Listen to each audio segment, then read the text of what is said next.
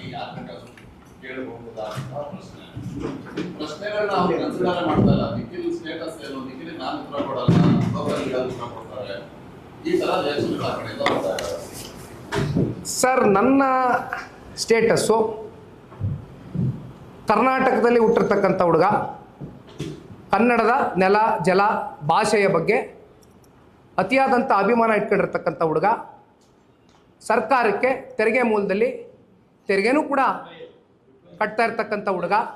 ನನ್ನ ಸ್ಟೇಟಸ್ ಇಷ್ಟೇ, ಕನ್ನಡ ನಾಡಿನಲ್ಲಿ ಹುಟ್ಟಿದ್ದೀನಿ, ಕನ್ನಡ ನಾಡಿನ ಜನತೆಯ ಪರವಾಗಿ ಅವ್ರದ್ದು ಯಾವುದೇ ಸಮಸ್ಯೆಗಳಿರಲಿ, ಸಂಕಷ್ಟಗಳಿರಲಿ, ಸರ್ಕಾರಗಳು ಮಾಡ್ತಕ್ಕಂಥ ಯಾವುದೇ ಹಗರಣಗಳಿರಲಿ, ತಪ್ಪುಗಳಿರಲಿ, ಇವೆಲ್ಲವೂ ಕೂಡ ಎತ್ತಿಡಿತಕ್ಕಂಥದ್ದಕ್ಕೆ ಒಬ್ಬ ಕನ್ನಡ ನಾಡಿನ ಸಾಮಾನ್ಯ ಪ್ರಜೆಯಾಗಿ ಬ್ರ್ಯಾಕೆಟಲ್ಲಿ ಕಾಮನ್ ಮ್ಯಾನ್ ಆಗಿ ಕೇಳಲಿಕ್ಕೆ ಬಯಸ್ತೇನೆ. ದಯವಿಟ್ಟು ಕಾಮನ್ ಮ್ಯಾನ್ಗೂ ಉತ್ತರ ಕೊಡಬೇಕಾಗ್ತದೆ. ಕಾಮನ್ ಮ್ಯಾನ್ಗೆ ಉತ್ತರ ಕೊಡಬೇಕಾಗಿರೋದು ನೀವು.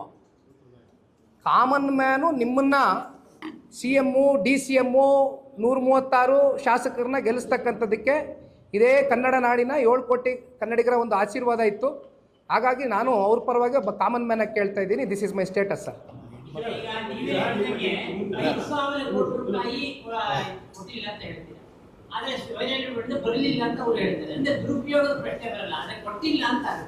ಕೊಟ್ಟಿಲ್ಲ ಅಂದ್ರೆ ಎಲ್ಲಿಗೆ ಹೋಯ್ತು?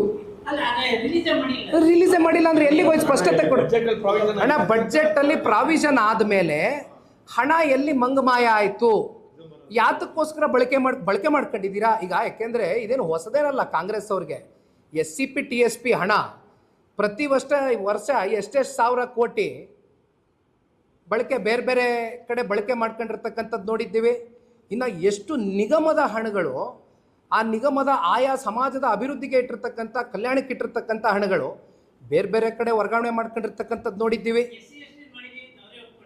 ಒಪ್ಕೊಂಡಿದಾರಲ್ಲ, ಅದೇ ರೀತಿ ಇದನ್ನು ಏನು ಮಾಡಿದ್ದೀರಾ ಅಂತ ದಯವಿಟ್ಟು ಜನರ ಮುಂದೆ ಇಡಿ, ಒಪ್ಕೊಳ್ಳಿ. ಎಲ್ಲೂ ಆಗಿದೆ ದುಡ್ಡು ಕೊಡ್ತೀರಾ? ಬಡ್ಜೆಟ್ ಪ್ರಾವಿಷನ್ ಆದಮೇಲೂ ಕೂಡ ಯಾಕೆ ದುಡ್ಡು ಕೊಟ್ಟಿಲ್ಲ? ದುಡ್ಡು ಎಲ್ಲಿಗೋಯ್ತು? ಮುಂದೇನಾದ್ರು ಕೊಡ್ತೀರಾ? ಇನ್ನೊಂದು 2 ತಿಂಗಳು ಬಿಟ್ಕೊಂಡು ಕೊಡ್ತೀರಾ? ಫೆಬ್ರವರಿ ಮಾರ್ಚು 2024-25 ಸಾಲ ದುಡ್ಡು ಎಲ್ಲೋಯ್ತು? ಇಷ್ಟೇ ಪಾಯಿಂಟ್. ಲೆಕ್ಕ ಕೊಡಿ ಸಿದ್ದರಾಮಯ್ಯ.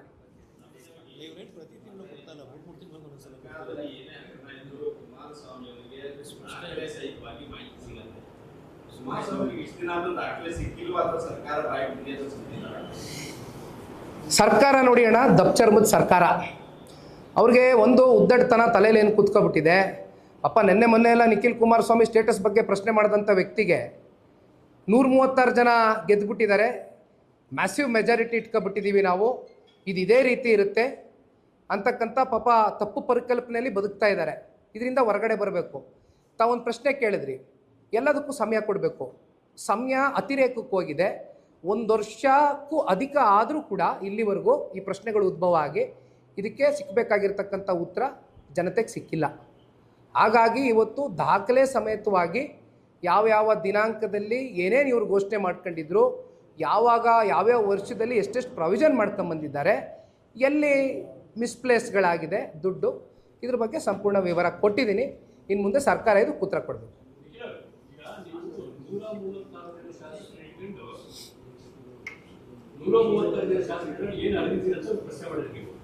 ಅದಕ್ಕೆ ಪ್ರತಿಕ್ರಿಯೆ ಬಹಳ ಸೂಕ್ಷ್ಮ ಪ್ರತಿಕ್ರಿಯೆ ಡಿ.ಕೆ. ಶಿವಕುಮಾರ್ ಅವರು ಏನು ಹೇಳ್ತಾರೆ, ಅವ್ರಿಗೆ ಸಾಂವಿಧಾನಿಕ ಹುದ್ದೆ ಇಲ್ಲ, ಜೊತೆಗೆ ಅವರು ಪಕ್ಷದ ಅಧ್ಯಕ್ಷರಾಗಿ ಆದ್ಮೇಲೆ ಉತ್ತರ ಕೊಡ್ತಾರೆ, ಇಲ್ಲ ನಮ್ಗೆ ಉತ್ತರ ಕೊಡ್ತಾರೆ ಅಂತ ಹೇಳ್ತಾರೆ. ಸರ್, ಒಂದು ಕೆಲಸ ಮಾಡೋಣ. ಜನತಾದಳ ಪಕ್ಷ ಏನು ಅರ್ದಿದ್ಯೋ ಅರ್ದಿಲ್ವೋ, ಒಂದು ಪ್ರಾದೇಶಿಕ ಪಕ್ಷ ಆಗಿ ಪಾಪ ಅವರೇ ಹೇಳಿದ್ರು 17, 18, 19 ಸ್ಥಾನಕ್ಕೆ ಬಂದಿದ್ದೀರಾ ಅಂತ. ಸರ್, ಈಗ ಹೊಸದಾಗೆ ಸೋಷಿಯಲ್ ಮೀಡಿಯಲ್ಲಿ ಒಂದು ದೊಡ್ಡ ಸಂಚಲನ ಸೃಷ್ಟಿಯಾಗಿದೆ. ತಾವು ನೋಡಿರ್ಬೇಕು, ಒಂದು 2-3 ದಿನದಿಂದ ಕಾಕ್ರೋಚ್ ಜನತಾ ಪಾರ್ಟಿ ಅಂತ ಅಲ್ವಾ. ಒಂದು ಕೆಲಸ ಮಾಡಲಿ, ಅವ್ರಿಗೆ ಹೊಸದಾಗೆ ಪಾರ್ಟಿ ಕಟ್ಟಿ ಅಂತಕ್ಕಂಥದ್ದನ್ನ ನಾನು ಅವ್ರ ಮೇಲೆ ಒತ್ತಡ ಹಾಕಕ್ಕೆ ಹೋಗಲ್ಲ. ಯಾಕೆಂದರೆ ಪಾರ್ಟಿ ಕಟ್ಟೋದು ಸುಲಭ ಅಲ್ಲ. ಅದು ಮಾನ್ಯ ಮುಖ್ಯಮಂತ್ರಿಗಳು ಕೇಳಿದ್ರು ಕೂಡ ಬಹುಶಃ ಅವರೇ ಉತ್ತರ ಕೊಡ್ತಾರೆ. ಅದಕ್ಕೆ ಪಾರ್ಟಿ ಕಟ್ಟಿ ಚುನಾವಣೆ ಟೈಮಲ್ಲಿ ಅದನ್ನು ಬಿಟ್ಟು ಹೋಗಿ ಇನ್ನೊಂದು ಪಾರ್ಟಿಗೆ ಜಾಯ್ನ್ ಆದಂಥದ್ದು ಮಾನ್ಯ ಮುಖ್ಯಮಂತ್ರಿಗಳು. ಪಾಪ ಅವ್ರ ಬಗ್ಗೆ ಈಗ ಚರ್ಚೆ ಬೇಡ. ಈಗ ಇಲ್ಲಿರ್ತಕ್ಕಂಥ ಪ್ರಶ್ನೆ ಒಂದೇ, ಕಾಕ್ರೋಚ್ ಪಾರ್ಟಿ ಅಂತ ಹುಟ್ಟಿದೆಯಲ್ಲ, ಸೋಷಿಯಲ್ ಮೀಡಿಯಾ ಇವತ್ತೇನು ಭಾಳ ಒಂದು ದೊಡ್ಡ ಮಟ್ಟದಲ್ಲಿ ಸಂಚಲನ ಸೃಷ್ಟಿಯಾಗಿದೆ. ಹೆಂಗಿದ್ರು INDI ಮಿತ್ರಕೂಟದಿಂದ ಆಚೆ ಬಂದಾಯಿತು, ಹೊರಗಡೆ ಬಂದಾಯಿತು, ಹೆಜ್ಜೆ ಇಟ್ಟಾಯಿತು. ಅಲ್ಲೆಲ್ಲೋ ತಮಿಳ್ನಾಡಿನಲ್ಲಿ DMK ಜೊತೆಗೆ ಕೈ ಜೋಡಿಸಿದ್ರಿಂದ ಹೆಂಗೋ ಒಂದು 5 ಸೀಟು ಗೆದ್ಕೊಂಡು ಗೌರವ ಉಳಿಸ್ಕೊಂಡ್ರು ಪಾಪ. ಈಗ ಕೊನೆಗೆ ಅವ್ರಿಗೂ ಚೂರಿ ಚುಚ್ಚಿ ಅಲ್ಲಿ ಟಿ ವಿ ಕೆ ಜೊತೆ ಸೇರ್ಕೊಂಡಾಯಿತು, ಅದರಿಂದ ಹೊರಗಡೆ ಹಾಕಾಯ್ತು ಅವ್ರನ್ನ. ಹೌದಲ್ವಾ? ಒಂದು ಕೆಲಸ ಮಾಡೋಣ, ಪ್ರಾದೇಶಿಕ ಪಕ್ಷ ಕಟ್ಟಿ ಅಂತ ಆ ಒತ್ತಡಕ್ಕೆ ನಾನು ಡಿ ಸಿ ಎಮ್ ಅವ್ರನ್ನ ಸಿಕ್ಸೋದಿಲ್ಲ. ಕಾಕ್ರೋಚ್ ಪಾರ್ಟಿಗೆ ಅಧ್ಯಕ್ಷ ಆಗ್ಬಿಡ್ಲಿ, ಅಧ್ಯಕ್ಷ ಆಗಿ 2028 ಚುನಾವಣೆಯಲ್ಲಿ ಅವರ ಅಧ್ಯಕ್ಷತೆಯಲ್ಲಿ ಒಂದು 50 ಸೀಟ್ ಗೆದ್ದು ತೋರಿಸ್ಲಪ್ಪ. ಯಾರು? ಡಿ ಸಿ ಎಮ್ ಅವರು ಕಾಕ್ರೋಚ್ ಪಾರ್ಟಿಗೆ ಅಧ್ಯಕ್ಷ ಆಗಿ ಅಲ್ಲಾಗ್ಬಿಡ್ಲಿ ಸರ್. ನಮ್ಗೆ ಕೇಳಿದ್ರಲ್ಲ, ಪ್ರಾದೇಶಿಕ ಪಕ್ಷ 17 ಸೀಟು, 1 ಸೀಟು 2 ಸೀಟು ಅಂತಾರಲ್ಲ. ಈಗ ಅವ್ರಿಗೆ ಯಾಕೆ ಒತ್ತಡ? ಒಂದು ಪ್ರಾದೇಶಿಕ ಪಕ್ಷ ಸಪ್ರೇಟಾಗಿ ಯಾಕೆ ಕಟ್ಟಿ ಅನ್ನೋದು ಒಂದು ಸಂಚಲನ ಸೃಷ್ಟಿಯಾಗಿದೆಯಲ್ಲ. ಯಾಕೆ ಇದು ಹೇಳ್ತಾ ಇದ್ದೀನಿ ಗೊತ್ತಾ? ನಿನ್ನೆ ಫ್ರೀಡಮ್ ಪಾರ್ಕಲ್ಲಿ ನಿಂತ್ಕೊಂಡು ಮಾನ್ಯ ಮುಖ್ಯಮಂತ್ರಿಗಳು ಐ ಎಮ್ ಕಾಕ್ರೋಚ್ ಅಂತ ಟಿ ಶರ್ಟ್ ಬಿಡುಗಡೆ ಮಾಡ್ತಾರೆ ಸರ್. ಐ ಎಮ್ ಕಾಕ್ರೋಚ್ ಅಂತ ಟಿ ಶರ್ಟ್ ಬಿಡುಗಡೆ ಮಾಡ್ತಾರೆ. ಸೊ ಎಂಥ ದುರಂತ ಅಂದರೆ ಕಾಂಗ್ರೆಸ್ ಪಕ್ಷದ್ದು ಸೋಷಿಯಲ್ ಮೀಡಿಯಲ್ಲಿ ಆಗಿರ್ತಕ್ಕಂಥ ಒಂದು ಸಂಚಲನ ಏನಿದೆ, ಅದು ಏನೂ ಎತ್ತ ಆಳ ಅಗಲ ಡೀಪ್ ಅನಾಲಿಸಿಸ್ ಮಾಡ್ದಿರಾ ಹೋಗಿ ಆ ಟಿ ಶರ್ಟ್ ಇಟ್ಕೊಂಡು ನಿಂತ್ಕೋತಾರೆ ಅಂದರೆ ಅಲ್ಲಿ INDI ಮಿತ್ರಕೂಟದಿಂದ ಹೊರಗಡೆ ಹಾಕಿದ್ಮೇಲೆ ಇನ್ಯಾವ ಹೀನಾಮಾನದ ಸ್ಥಿತಿ ಕಾಂಗ್ರೆಸ್ನವ್ರು ಬಂದ್ಬಿಟ್ಟಿದ್ದಾರೆ ಅಂತ ಪಾಪ ನಾನು ನೋಡಿದ್ರೆ ಅವ್ರ ಪರವಾಗಿ ನನಗೆ ಆತಂಕ ಆಗ್ತದೆ. ಅದಕ್ಕೆ ಅಲ್ಲೇ ಅಧ್ಯಕ್ಷ ಆಗಿ ಒಂದು 50 ಸೀಟ್ ಗೆದ್ದು ತೋರಿಸ್ಲಿ. ಆಯ್ತು ಅಣ್ಣ, ಬೇರೆ ಏನಾದ್ರು?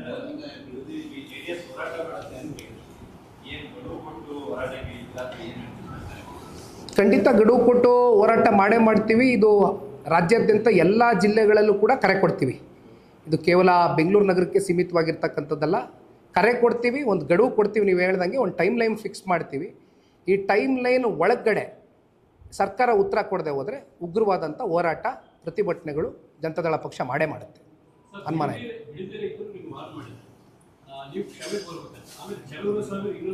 ಬಿಡದಿ ರೈತರು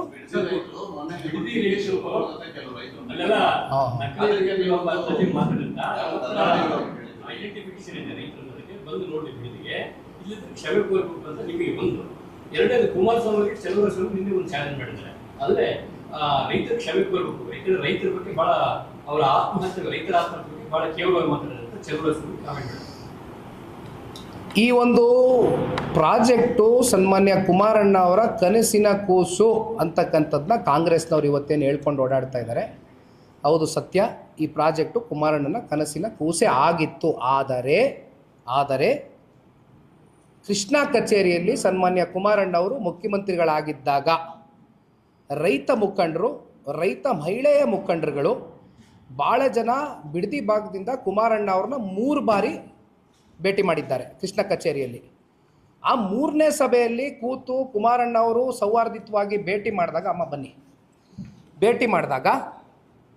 ಅಂತಿಮವಾಗಿ ಕುಮಾರಣ್ಣ ಅವರು ಒಂದು ವಿಚಾರ ನಿನ್ನೆ ಅಲ್ಲ ಹಲವಾರು ಬಾರಿ ಹೇಳಿದ್ದಾರೆ. ನಿನ್ನೆ ನಾನು ಯಾವುದೋ ಒಂದು ಮಾಧ್ಯಮದಲ್ಲಿ ಒಬ್ಬ ರೈತ ಮುಖಂಡರು ಇದ್ರ ಬಗ್ಗೆ ನಮ್ಮ ಬೈರ್ಮಂಗಲ ಕೆಂಚಗಾರನಹಳ್ಳಿಯಲ್ಲಿ ಇವತ್ತು ರೈತರು ಹಲವಾರು ದಿನದಿಂದ ಏನು ಪ್ರತಿಭಟನೆ ಮಾಡ್ತಾ ಇದ್ದಾರೆ, ಅವರು ಕೂಡ ಅದನ್ನು ಅಕ್ನಾಲೆಡ್ಜ್ ಮಾಡ್ತಾರೆ. ಅವರೇನು ಹೇಳ್ತಾರೆ, 3ನೇ ಸಭೆಗೆ ನಾನು ಬಂದ್ವಿ, ಅಲ್ಲಿ ಒಂದು ರೈತ ಮಹಿಳೆ, ನೋಡಪ್ಪ ನಮ್ಮ ಭಾವನೆಗಳು ಅಡಗಿದೆ ಇಲ್ಲಿ ಮುಖ್ಯಮಂತ್ರಿಗಳೇ, ಜೊತೆಯಲ್ಲಿ ನಮಗೆ ಮುಂದೆ ಏನು ಮಾಡಬೇಕು ಅಂತಕ್ಕಂಥ ದಿಕ್ಚೋರಿಸೋದಿಲ್ಲ. ದಯವಿಟ್ಟು ಅಕ್ವಿಸಿಷನ್ನ ಇಲ್ಲಿ ಕೈ ಬಿಡಿ, ಈ ಪ್ರಾಜೆಕ್ಟ್ನ ಕೈ ಬಿಡಿ ಅಂತ ಹೇಳಿದಂಥ ಸಂದರ್ಭದಲ್ಲಿ ಕುಮಾರಣ್ಣ ಅವರು ಅವ್ರ ಸೌಜನ್ಯತೆ ಬೆಳೆಸ್ಕೊಂಡಿದ್ರು. ರೈತರು ಹೇಳ್ತಕ್ಕಂಥ ವಿಚಾರಗಳೇನಿತ್ತು ಅದನ್ನು ಸೂಕ್ಷ್ಮವಾಗಿ ಮಂದಟ್ಟು ಮಾಡ್ಕೊಂಡು ಕುಮಾರಣ್ಣ ಅವರು ಆ ವಿಚಾರಕ್ಕೆ ಸಂಬಂಧಪಟ್ಟಂತೆ ಆ ಪ್ರಾಜೆಕ್ಟ್ನ ಡ್ರಾಪ್ ಮಾಡ್ತಕ್ಕಂಥದ್ದಕ್ಕೆ ಕುಮಾರಣ್ಣ ಅವರು ತೀರ್ಮಾನ ಮಾಡ್ತಾರೆ. ಆದರೆ ಇಲ್ಲಿ ಇದೇ ಮಾನ್ಯ DCM ಅವ್ರು ಏನು ಹೇಳ್ತಾರೆ ನೋಡಿ ಸಾರ್, ಇಲ್ಲಿ HDK ಪ್ರತಿಷ್ಠೆ ಪ್ರಶ್ನೆ ಅಲ್ಲ, ಪ್ರತಿಷ್ಠೆಗೆ ಹೋಗೋದು ಬೇಡ, ಇಲ್ಲಿರ್ತಕ್ಕಂಥದ್ದು ರೈತರ ಬದುಕಿನ ಜೊತೆ ಚೆಲ್ಲಾಟ ಆಡ್ತಕ್ಕಂಥದ್ದು ಬೇಡ. 80% ರೈತರು ಒಪ್ಕೊಬಿಟ್ಟಿದ್ದಾರೆ ಅಂತ DCM ಅವ್ರು ಏನು ಹೇಳ್ತಾರೆ, ರೈತರೇ ಇಲ್ಲ ರೀ ಅಲ್ಲಿ, ಯಾರು ಇದ್ದಾರೆ, ಕೃಷಿನೇ ಮಾಡ್ತಾ ಇಲ್ಲ ಅಲ್ಲಿ, ಯಾವ ರೈತರು ಇದ್ದಾರೆ ಅಂತಕ್ಕಂಥದ್ದು ಕೇಳಿದ್ದು DCM ಅವರು. DCM ಉತ್ತರ ಕೊಡಬೇಕು ಅಲ್ಲಿ ಹೋಗ್ಬಿಟ್ಟು. ಬೈರ್ಮಂಗಲ, ಕೆಂಚಗಾರನಹಳ್ಳಿ, ಹೊಸೂರು, ಇನ್ನೊಂದು 8 ತಳ್ಳಿ ಭಾಗದಲ್ಲಿ ಏನು ರೈತರಿದ್ದಾರೆ, DCM ಅವರು ಏನಾದರೂ ಇವ್ರನ್ನ ಕನ್ಸಲ್ಟ್ ಮಾಡಿದಾರಾ, ಕನ್ಸಲ್ಟ್ ಅಕ್ವಿಸಿಷನ್ ಕೈ ಹಾಕಿದಾರಾ, ಅಧಿಕಾರಿಗಳೇನಾದ್ರು ಜಿಲ್ಲಾಡಳಿತ ಹೋಗಿ ಏನಾದರೂ ಹಳ್ಳಿಗಳಲ್ಲಿ ಸಭೆ ಮಾಡಿದಾರಾ ರೈತರ ಜೊತೆ, ಏನಪ್ಪ ಇದ್ರ ಮಾಡೋದ್ರಿಂದ ನಿಮ್ಗೆ ಒಪ್ಪಿಗೆ ಎಷ್ಟು ಜನ ಇದ್ದಾರೆ, ಎಷ್ಟು ಪರ್ಸೆಂಟೇಜ್ ಒಪ್ಕೋತೀರಿ, ಎಷ್ಟು ಜನ ಇದನ್ನು ವಿರೋಧಿಸ್ತೀರಿ ಅಂತ ಹೇಳಿದಾರಾ? ನಾನು ಮಾಡೇ ತಿರ್ತೀನಿ, ನನ್ನ ಪ್ರತಿಷ್ಠೆ ಪ್ರಶ್ನೆ, ರೈತರೇ ಇಲ್ಲ ಅಲ್ಲಿ, ಕೃಷಿ ಮಾಡ್ತಾ ಇರ್ತಕ್ಕಂಥವ್ರು ಯಾರೂ ಇಲ್ಲ, ಸರ್ ನಾನೊಂದು ಪ್ರಶ್ನೆ ಕೇಳ್ತೀನಿ. ಫಲವತ್ತಾದಂಥ ಜಮೀನು, ಫಲವತ್ತಾದಂಥ ಭೂಮಿ, ಒಂದು ವರ್ಷ ಇಡೀ ಮಳೆ ಆಗಲಿಲ್ಲ ಅಂದರೂ ಹಸಿರುವಾಗಿರ್ತದೆ, ಹಸಿರು ಕ್ರಾಂತಿ ಇರ್ತಕ್ಕಂಥ ಜಿಲ್ಲೆ ನಮ್ಮದು. ನಾನು ಚಿಕ್ಕ ವಯಸ್ಸಿಂದ ಹುಟ್ಟು ಬೆಳೆದಿರ್ತಕ್ಕಂಥ ಜಾಗ ಅದು, ನಾನು ಕಣ್ಣಾರೆ ನೋಡ್ಕೊಂಡು ಬಂದಿದ್ದೀನಿ. ನೀವು ಅಕ್ವಿಸಿಷನ್ ಮಾಡಬೇಕಾ? ಬಂಜರ್ ಭೂಮಿ ಸಿಗೋದಿಲ್ವೇ? ಕೃಷಿಗೆ ಯೋಗ್ಯ ಇಲ್ಲದೆ ಇರತಕ್ಕಂಥ ಭೂಮಿ ಹುಡ್ಕೋಕ್ಕಾಗೋದಿಲ್ವೇ? ಇದೇ ಬೇಕಾ ಜಮೀನು? ಆಯ್ತಪ್ಪ, KDBಯಿಂದ ನನಗಿರ್ತಕ್ಕಂಥ ಮಾಹಿತಿ ಪ್ರಕಾರ 1.5 ಲಕ್ಷಕ್ಕೂ ಹೆಚ್ಚು ಎಕರೆ ಅಕ್ವಿಸಿಷನ್ ಆಗಿದೆ. ಅಕ್ವಿಸಿಷನ್ ಆದ ನಂತರ ಅದರಲ್ಲಿ ಬಳಕೆ ಎಷ್ಟಾಗಿದೆ? ಕಮರ್ಷಿಯಲ್ ಪರ್ಪಸ್ಗೆ ಎಷ್ಟು ಯೂಸ್ ಮಾಡಿದ್ದೀರಿ? ಇಂಡಸ್ಟ್ರೀಸ್ನ ಎಷ್ಟು ತಗೊಂಬಂದಿದ್ದೀರಿ? ಎಷ್ಟು ಜನಕ್ಕೆ ಉದ್ಯೋಗ ಸೃಷ್ಟಿ ಮಾಡಿದ್ದೀರಿ? DCM ಹೇಳ್ತಾ ಇರ್ತಕ್ಕಂಥದ್ದೇನು? ಓಹೋ ವಿಷನ್ ಅಂತೆ. ಅವ್ರ ವಿಷನ್ನು ಹಿಂಗೆ ಬಂದುಬಿಟ್ರೆ ಅಲ್ಲೆಲ್ಲ ಉದ್ಯೋಗ ಬಂದ್ಬಿಡುತ್ತಂತೆ. ರೀ ನಾನೊಂದು ಮಾತು ಕೇಳ್ತೀನಿ ರೀ, ಒಂದು ಪ್ರಾದೇಶಿಕ ಪಕ್ಷದ ಒಬ್ಬ ಯುವ ಕಾರ್ಯಕರ್ತನಾಗಿ ಒಂದು ಕೆಲಸ ಮಾಡಿರಿ, ಸರ್ಕಾರ ನಿಮ್ಮದೇ ಅಲ್ವಾ ಇರೋದು, 50% ಸ್ಥಳೀಯರಿಗೆ ಉದ್ಯೋಗ ಅವಕಾಶ ಕಡ್ಡಾಯವಾಗಿ ಕೊಡಲೇಬೇಕು ಅಂತಕ್ಕಂಥ ಒಂದು ಕಾನೂನು ತೊಗೊಂಬನ್ರಿ ಸರ್ಕಾರದ ಕಡೆಯಿಂದ. ಈಗಿರ್ತಕ್ಕಂಥ ಹಲವಾರು ಕಂಪ್ನಿಗಳಿದೆ, ಖಾಸಗಿ ಕಂಪ್ನಿಗಳು, ನಾನು ಹೆಸರು ಹೇಳಕ್ಕೆ ಹೋಗೋದಿಲ್ಲ.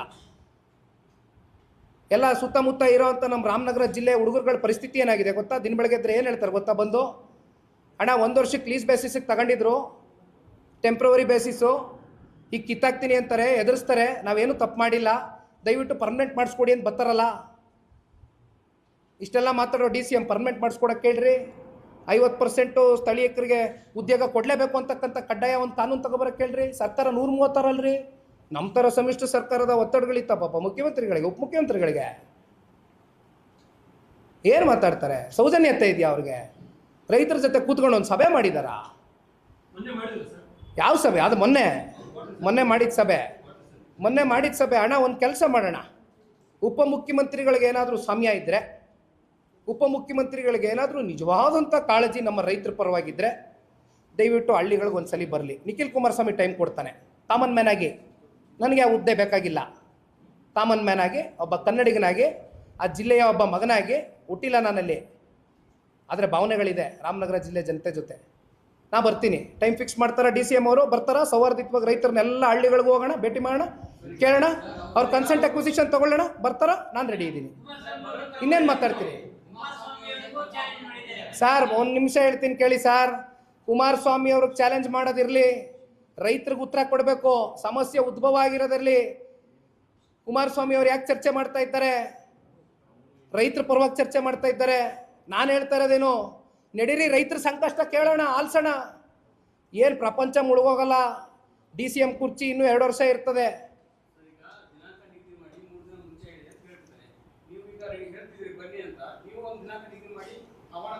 ನೋಡ್ರಿ, HDK ವರ್ಸಸ್ DK ಕೂತ್ಕೊಂಡ್ರೆ ಯಾವುದು ಇತ್ಯರ್ಥ ಆಗೋದಿಲ್ಲ. ಇಲ್ಲಿ ಇರ್ತಕ್ಕಂಥದ್ದು ರೈತರ ಜೊತೆ ಸಂವಾದ ಆಗಬೇಕು, ಚರ್ಚೆ ಆಗಬೇಕು, ಅವರ ಅಭಿಪ್ರಾಯಗಳು ಸಂಗ್ರಹಣೆ ಮಾಡಬೇಕು. ಅದಾಗಿಲ್ಲ. ಅದೇ ರೈತರು ಆಕ್ರೋಶಭರಿತವಾಗಿ ಹಲವಾರು ಯೂಟ್ಯೂಬ್ ಚಾನಲ್ಗಳಲ್ಲಿ ಹೋಗ್ತಾವ್ರೆ, ನೋಡ್ತಾ ಇದ್ದೀನಿ. ಏನೇನು ಮಾತಾಡ್ತಾವ್ರೆ ರೈತರು ನೋಡಿದ್ದೀನಿ. ನಿಮ್ಮ ಮಾಧ್ಯಮನೇ ಎಷ್ಟೋ ಮಾಧ್ಯಮಗಳು ಹೋಗಿ ಪ್ರಶ್ನೆ ಕೇಳಿದಿರಿ. ಏನು ಹೇಳ್ತಾ ಇದ್ದಾರೆ ಅವರೆಲ್ಲ? ನಮ್ಮ ಭಾವನೆಗಳಿದೆ ಇಲ್ಲಿ, ನಮ್ಮ ತಾತ ಅಜ್ಜಿ ಅಜ್ಜನ ಇಲ್ಲಿ ಮಣ್ಣು ಮಾಡಿದ್ದೀವಿ, ಕೊನೆಗೆ 10 ಗುಂಟೆನೋ 15 ಗುಂಟೆನೋ 20 ಗುಂಟೆನೋ, ಉದಾಹರಣೆಗೆ ಗುಂಟೆ ಲೆಕ್ಕದಲ್ಲಿ ಮಾತಾಡೋದಾದರೆ ಎಕರೆಗೆ ಅದೆಷ್ಟು ಅಕ್ವಿಸಿಷನ್ಗೆ 2 ಕೋಟಿ ರೂಪಾಯಿ ಪರಿಹಾರ ಕೊಡ್ತೀವಿ ಅಂತ ಹೇಳಿದಾರಲ್ಲ. ಏನು ಸರ್? ಎಷ್ಟು ಅಣ್ಣ? ಎಷ್ಟು? What ever the XYZ amount. ಅವತ್ತು ಕುಮಾರಣ್ಣವರು ಒಂದು ಅಮೌಂಟ್ ಹೇಳಿದರು, ಪರಿಹಾರ ಕೊಡ್ತೀನಿ ಅಂತ. ಅವತ್ತಿನ ಲೆಕ್ಕಾಚಾರಕ್ಕೆ ಅದಾದ ಮೇಲೆ ಮೊದಲನೇ ಬಾರಿ ರಾಜ್ಯದಲ್ಲಿ ಸಿದ್ದರಾಮಣ್ಣ ಅವ್ರ ಸರ್ಕಾರ 13-18 ಮಧ್ಯೆ ಬಂದಾಗ ಇದೇ ಈಗಲ್ಟನ್ ಇಶ್ಯೂ ಕುಮಾರಣ್ಣ ಅವರು 16 ಬಾರಿ ಹೇಳಿದ್ದಾರೆ. ಅವ್ರನ್ನ ಟಾರ್ಗೆಟ್ ಮಾಡ್ಕೊಂಡು ಕ್ಯಾಬಿನೆಟಲ್ಲಿ ನೀವೇ ತಾನೇ ಹೊರಡಿಸಿದ್ದು, ಎಷ್ಟು ಕಟ್ಟಿದ್ರಪ್ಪ ಅವತ್ತು, ಎಷ್ಟು ಹೇಳಿದ್ರಪ್ಪ ಕಟ್ಟಿ ಅಂತ ಈಗಲ್ಟನ್ಗೆ 13-18ರಲ್ಲಿ 12 ಕೋಟಿ ಒಂದು ಎಕರೆಗೆ. ಅವ್ರಿಗೆ ನೀವೇ ಹೇಳಿದವರು, ನಿಮ್ಮ ಸರ್ಕಾರನೇ ಇತ್ತಿದ್ದು, ನೀವೇ ನಿಗದಿ ಮಾಡಿರೋ ಬೆಲೆ. ಈಗ 2 ಕೋಟಿನಾ? ಈಗ 2 ಕೋಟಿನ? ಅವತ್ತು 2006ರಲ್ಲಿ, 2013ರಲ್ಲಿ, 2026ರಲ್ಲಿ ಎಲ್ಲಿಗೆ ಬಂದು ನಿಂತಿದ್ದೀವಿ? ಎಷ್ಟಾಗಿರ್ಬೇಕು ಬೆಲೆ? ಅಷ್ಟೇನಾ ಹಂಗಾರೆ ಬೆಲೆ ಕಟ್ಟೋದು? ಆಯಿತು, 10 ಗುಂಟೆ 15 ಗುಂಟೆ 20 ಗುಂಟೆ ಇಟ್ಕೊಂಡಿರ್ತಕ್ಕಂಥವ್ರು ಯಾರು ಸ್ವಾಮಿ? ಸಣ್ಣ ರೈತರು ಕಣ್ರಿ. ಹೈನುಗಾರಿಕೆ ಮಾಡ್ಕೊಂಡು ಹಸ ಸಾಕೊಂಡು ಕರ ಸಾಕೊಂಡು ಮೇಕೆ ಸಾಕೊಂಡು ಹೆಂಗೋ ಕನಿಷ್ಠ ಪಕ್ಷ ಗೌರವಿತವಾಗಾದರೂ ಬದುಕ್ತಾವ್ರೆ. ಬಿಟ್ಬಿಡಿ ಬದುಕಕ್ಕೆ. 10 ಗುಂಟೆ 15 ಗುಂಟೆ 20 ಗುಂಟೆಗೆ ನೀವು ಕೊಡ್ತಕ್ಕಂಥ ಜುಜುಬಿ ದುಡ್ಡಲ್ಲಿ ಅವ್ರು ಏನಾದ್ರು ಬೆಂಗಳೂರು ಹೊರವಲಯದಲ್ಲಿ ಎಷ್ಟು ದಿನ ಬಂದು ಬದುಕ್ಬೋದು? ಎಲ್ಲಿಗೆ ಹೋಯ್ತಾರೆ? ಅವ್ರನ್ನ ಎಲ್ಲಿ ಎತ್ತಂಗಡಿ ಮಾಡ್ತೀರಿ? ಇದೇ ನೋಡ್ರಿ, ಇದೇ ಇಂಡಸ್ಟ್ರಿಯಲ್ ಟೌನ್ಶಿಪ್ ನೀವು ಮಾಡಬೇಕು ಅಂದರೆ ನಾನು ಒಂದು ಸಲಹೆ ಕೊಡ್ತೀನಿ ರೀ. ಕಲ್ಯಾಣ ಕರ್ನಾಟಕ, ಕಿತ್ತೂರು ಕರ್ನಾಟಕ, ಮಧ್ಯ ಕರ್ನಾಟಕದಲ್ಲಿ ಗೂಳೆ ಹೋಗ್ತಕ್ಕಂಥವ್ರನ್ನ, ವಲಸೆ ಬರ್ತಕ್ಕಂಥವ್ರನ್ನ ದಯವಿಟ್ಟು ತಡೆಗಟ್ರಿ. ಯಾಕಪ್ಪ ಅಲ್ಲಿ ಬಂಜರ್ ಭೂಮಿಗಳಿಲ್ವಾ? ಅಲ್ಲೆಲ್ಲ ಫಲವತ್ತಾದಂಥ ಜಮೀನು ಕೈ ಹಾಕ್ಬೇಡ್ರಿ. ಮತ್ತೆ ನಾನು ಹೇಳ್ತಾ ಇದ್ದೀನಿ, ರೈತರಿಗೆ ನೋವು ಕೊಡಬೇಡ್ರಿ, ರೈತರಿಗೆ ಗೌರವಯುತವಾಗಿ ಬದುಕಕ್ಕೆ ಬಿಡ್ರಿ. ಫೈಂಡ್ ಔಟ್ ಮಾಡಿರಿ, ಬಂಜರ್ ಭೂಮಿಗಳ ಕೈ ಹಾಕ್ರಿ, ಕೊಡ್ರಿ. ಕಲ್ಯಾಣ ಕರ್ನಾಟಕದಲ್ಲಿ ಇಂಡಸ್ಟ್ರಿ ತಗೊಂಬರ್ರಿ, ಉದ್ಯೋಗ ಸೃಷ್ಟಿ ಮಾಡಿರಿ. ಯಾಕ್ರಿ ಅವ್ರ ಪಾಪ ಇಲ್ಲಿಗೆ ಬರಬೇಕು? ಯಾಕ್ರಿ ಗುಳೆ ಹೋಗ್ಬೇಕು ಅವರು? ಯಾಕ್ರಿ ವಲಸೆ ಹೋಗ್ಬೇಕು ಅವರು? ಏನು ಬರೀ ಇಲ್ಲೇನಾ? ರಾಮನಗರ ಜಿಲ್ಲೆ ಹೆಸರು ಚೇಂಜ್ ಮಾಡಿಬಿಟ್ಟೆ, ಪ್ರತಿಷ್ಠೆ. ನಾನು ಮಾಡೇ ತೀರ್ತೀನಿ, ಪ್ರತಿಷ್ಠೆ. GBIT so-called. ಇರಲಿ, ಬನ್ನಿ ಅಣ್ಣ. ಥ್ಯಾಂಕ್ ಯು ಅಣ್ಣ. ಅಲ್ಲಿ ರೈತರು ತೀರ್ಮಾನ ಮಾಡಬೇಕಲ್ಲ. ಇಲ್ಲಿ 40 ಜನ ಕರ್ಸಿ ಮಾತಾಡೋದು ಬೇಡ, ಅಲ್ಲಿ ಹಳ್ಳಿಗಳಿಗೆ ಹೋಗೋಣ, ನಡೀರಿ. ಮಾತಾಡೋದ್ನಲ್ಲ. Thank you.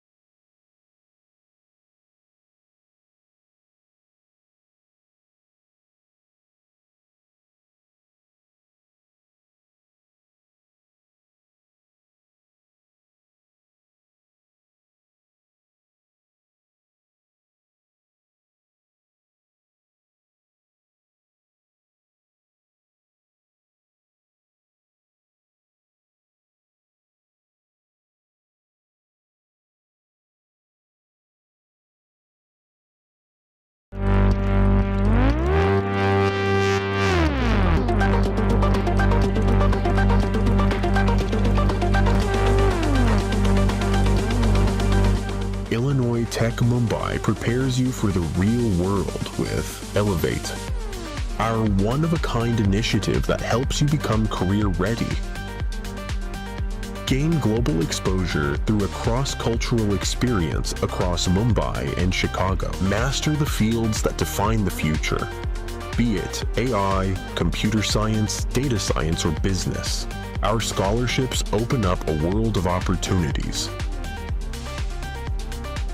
Elevate your future. Apply today.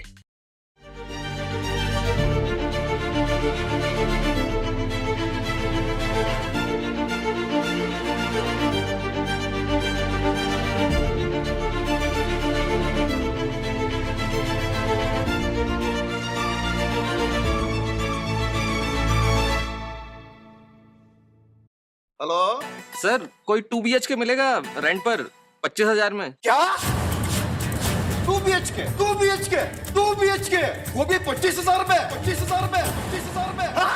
घर रेंट पे लेने में इतना ड्रामा क्यों? नो ब्रोकर पे आओ। 6 लाख प्लस रेंटल प्रॉपर्टीज, बिल्कुल जीरो ब्रोकरेज।